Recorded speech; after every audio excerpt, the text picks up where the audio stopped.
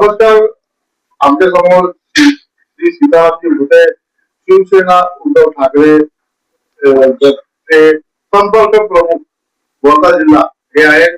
Sir, आता लगेच काही दिवस आधी अर्थसंकल्प घेण्यात आला, अर्थसंकल्प बजेट पेश करण्यात आला, मुख्यमंत्र्यांनी बजेट पेश केलं.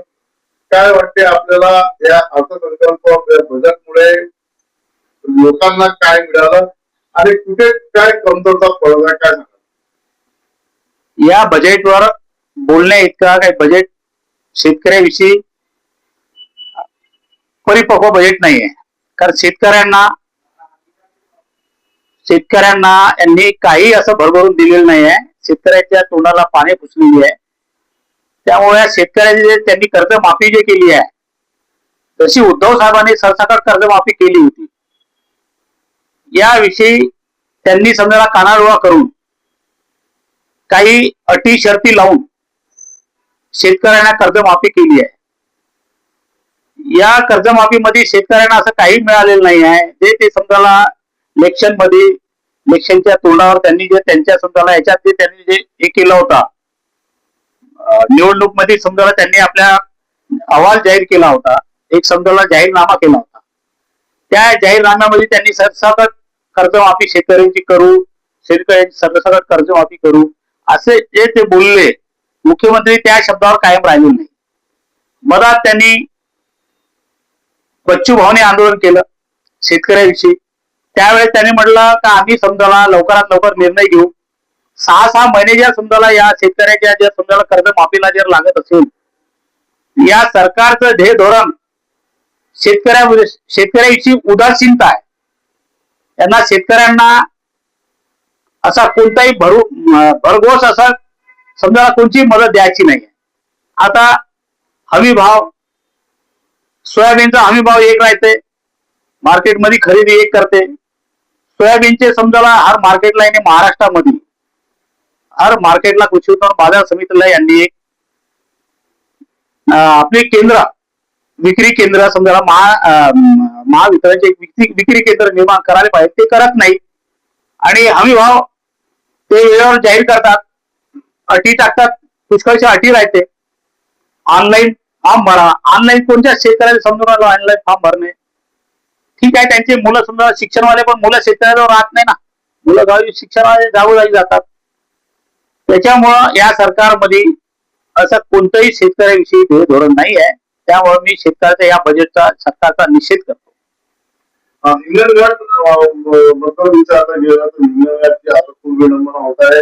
आता सध्याचे आमदार संदीप पुनावार त्यांनी मोठ्या जनतेला वादे केले, मोठ्या त्यांनी बोलले की पॉलिटेक्निक कॉलेज, शाळा, हॉस्पिटल हे सर्व काही इथे उभारण्यात केला.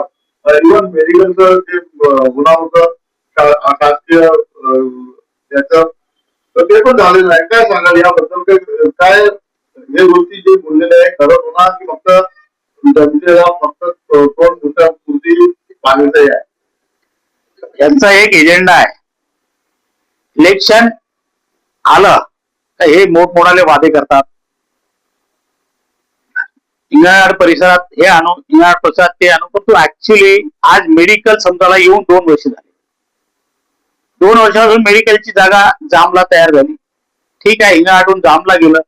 जामला हिंगणघाटवासी समजायला हे बी आहे, आमच्या जवळचे विधानसभेचे लोक आहे किंवा नागरिक आहे, विधानसभेतले शेतकरी नागरिक येते. ठीक आहे, मधात आलेला आहे, आम्ही त्याला मान्यता देतो.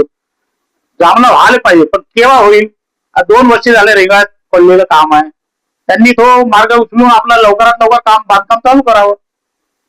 बाकी ठिकाणी मेडिकल घोषित झाले आणि किरायाच्या बिल्डिंग मध्ये मेडिकल चालू पण झाले. आपल्या इथं मेडिकल झालं, घोषित झाल्यावरही का नाही चालू होऊन राहिलं बा? बरोबर, आमदार साहेबांनी त्यावर लक्ष द्यावं. की राहिला शहराचा प्रश्न, शहरात जसे रोड चांगले बनणं चालू आहे, अशा रोड बद्दल आपण काही बोलत नाही. परंतु बाकी विकास जो आहे, घनकचरा, ज्या नगराध्यक्ष आहे त्यांनी घनकचऱ्यात पीएचडी केलेली आहे म्हणून बोलतात. तर समजा ते घनकचऱ्याचं नियोजन तुम्ही आता 3 महिने झाले नगराध्यक्ष बनले, 3 महिन्यापासून काय आहे बा, कोणतं नियोजन केलं घनकचऱ्याचं? त्यामुळे तुम्ही थोडस याच्यावर नगराध्यक्षांनी लक्ष द्यावं. आणि शहराच्या समजाला स्वच्छतेकडे आणखी नागरिकांची कोणती हेळसांड होणार नाही याकडे नगराध्यक्षांनी लक्ष द्यावं. काय वाटते या सांगोला रोड हिंगण घाटचं काही काय फरक होईल? 5 वर्ष फक्त जनताना फक्त व्हॉलीबॉल कोच मिळेल. नाही, या सरकारचं एकच ध्येय धोरण आहे, वेळेनुसार लॉलीपॉप देणे आणि आपला उल्लू सीधा करून घेणे. जनता जेव्हा समजा 80% जनता नाराज आहे तर हे निवडून येऊन कसे राहिले यावरही आमची शंका आहे.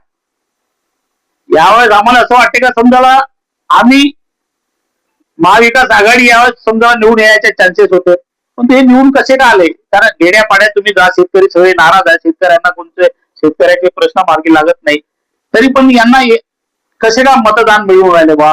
कोण्या बेसवर मतदान भेटत आहे? 80% ज्यावेळेस आम्ही सर्वे करतो 80% जनता नाराज आहे, मतदार नाराज आहे.